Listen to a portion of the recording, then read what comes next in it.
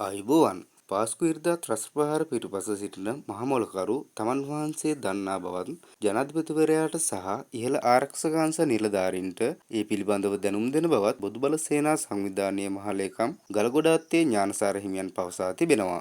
දළදා මාලිගාවේ මල්ලතු සහ අස්ගිරි පාර්ශවයන්ගේ මහානායක හිමිවරුන් බැහැදැකීමෙන් පසු මහනුවරදී මාධ්‍ය අමතමින් ගලගොඩාත්තේ ඥානසාර හිමියන් වැඩිදුරටත් අවධාරණය කළේ මෙම තොරතුරු මාධ්‍ය වෙත හෙළි නොකරන බවයි.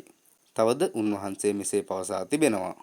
මම මේක වගකීමෙන් කියනවා. පාස්කු ඉරිදා ත්‍රස්ත ප්‍රහාර පිටුපස සිටින මහමොලකරු කවුද කියලා මම දන්නවා. නමුත් මම ඒක මාධ්‍යට හෙළි කරන්නේ නැහැ. මම ජනාධිපතිතුමාට සහ රටේ ආරක්ෂාවට වගකිව යුතු අයට දැනුම් දෙනවා. උන්වහන්සේ පවසා තිබෙනවා. තවද මහා මොලකරුගේ චරිතය, ඔහු රැඳී සිටි ස්ථානය, ඔහු සහරම් හෂීම් පුහුණු කළ ආකාරය සහ මරාගෙන මැරෙන ප්‍රහාරය සිදු කිරීම සඳහා සහරම් හෂීම්ට මඟ පෙන්වූ ආකාරය පිළිබඳව විස්තර මම දනිමි. මේ සියලු තොරතුරු මම ජනාධිපතිවරයාට සහ ඉහළ ආරක්ෂක නිලධාරීන්ට හෙළි කරනවා යනුවෙන් උන්වහන්සේ තවදුරටත් මෙසේ පැවසුවා.